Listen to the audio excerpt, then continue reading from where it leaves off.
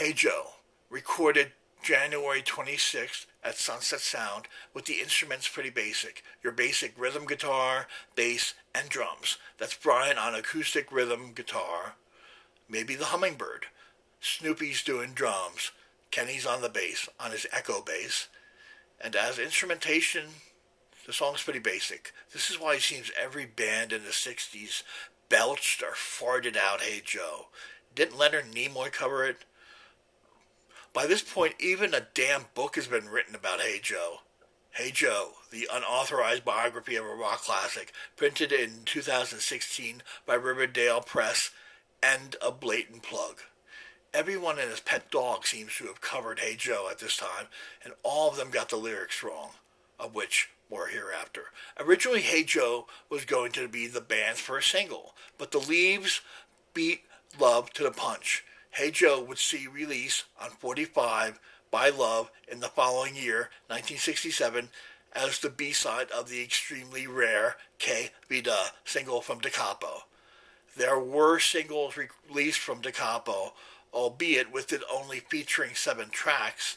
There wasn't much left to choose from for the B-side, hence Hey Joe turning up from the earlier Love album. When Jack Holzman saw Love playing live at Beatles, half a minute into seeing them do Hey Joe, with Arthur singing it, he knew that this was the band for him. Hey Joe and My Little Red Book Live, he particularly remembers in his book, Follow the Music. The Byrds and the Lovin' Spoonful had slipped through his greedy little fingers on the East Coast, so third time was the charm. He'd come from the East for Love, although Loving Spoonful and the Byrds had recorded a few things for Elektra. There were no long-term contracts for them like he had with the Byrds that he had with Love, signing four albums. Brian does the song on the first Love album, having brought the song with him over from the Byrds with the original lyrics. The Byrds later cut Hey Joe in the same year, 1965, on 5D, though Crosby had wanted to record the song as early as 1964. Perhaps Johnny or Arthur could have sang it more aggressively than Brian does on the album, because it doesn't really seem to fit Brian's voice. Of all the songs that Brian was associated with on the first 3 Love albums, as songwriter and or singer, this is probably his weakest cut. The song just is not in his style. His vocals are just competent. Maybe because he had found the song, that it was like his song, but it doesn't work with his vocal style. He's forcing it. Crosby would have done Hey Joe with McGuinn and Clark at the Monday open mic at the Troubadour, trying out their harmonies on the number. Certainly David would have showed Brian the number. He was just picking up guitar while touring with them as the Byrds roadie, annoying McGuinn with his constant practicing on the tour bus. Echoes received royalties for the song Hey Joe for years, as he came up with the lyrics that bands and solo artists following the Byrds and Love's versions did, Hendrix particularly, but also Tim Buckley. This was down to distrust of being asked for the lyrics by the Leaves when it had already been recorded by Love. That was a big warning flag for him. And so he made up new runs to give to them. Lyrics that made no sense, as John was most certainly aware. Somehow his publishing gave him a writing credit on a song that had started as traditional. The new lyrics are still pretty straightforward to the point of obtuseness. There is now a guy, let's call him Joe for it is he, with a gun in hand, and he's running around in L.A. Now this just doesn't make a lick of sense. He shouldn't be waving that gun around. Joe taking a gun to buy a gun was just foolishness on poor Joe's part. That was so senseless of Joe. It was just asking for trouble on Joe's part. Him taking a gun to buy a gun. What gives, Joe?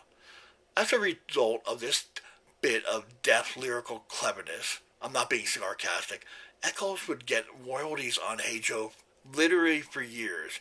It even paid for the man's first house. Nice work if you can get it. Certainly, Hey Joe is the most overrated love song. It's really not all that. Arthur would have sang it better at any rate, and he certainly did it live after Brian left.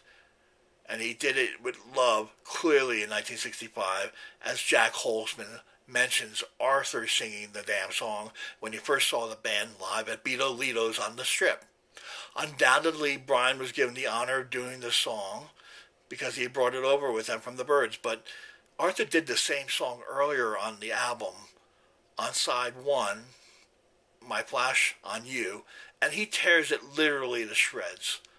My Flash on You is the same damn song as Hey Joe. It's the same damn song. In any event, the Seeds turned out to have the top 40 hit with Hey Joe on their third go in mid-1966. The original Love lyrics were pretty straightforward. A guy sees a friend, asks him how he's going. He tells him he's going to buy himself a 44. His wife been cheating on him. Joe's taking out his cash. He's going to a pawn shop. He's going to buy a gun. Now in the new lyrics, he's just carrying a gun around. A gun to buy a gun, waving a gun around. And in LA, this would have been suicide. It really makes no sense. The line about the gun that Echoes didn't make up remains the one lyric from Hendrix' version that everyone always remembers. The electric guitar gets very scary from that point after in the song, as if hammering it all home. Johnny Echoes came up with one of Jimi Hendrix's best lyrics. Hey Joe, where are you going with that gun in your hand? Scans better than Hey Joe, where are you gonna go? The guitarist just pulled it out. So, as stated, royalties for Hey Joe lasted at least until Echoes Publishing Company Third Story changed. But up until that point, it truly was the gift that kept on giving. Little Richard had been right in his advice to young Johnny Echoes and young Arthur Lee. The one thing you really didn't want to lose was your publishing. That lasted a long damn time. Grassroots publishing turned out to be the gift that kept on giving. Royalties is where a lion's share of your money comes from as a performer, not from advances necessarily or even live gigs so much. Johnny and Arthur were lucky to pick up on this crumb of comfort, as the music of love has always been out there in the odd film, and Arthur kept the name alive certainly, although Arthur's music was at his best when Brian was still in the group. Of all advice Arthur and Johnny learned, that was the most crucial, and to this day, Johnny still gets his royalties from love. It's truly the gift that keeps on giving.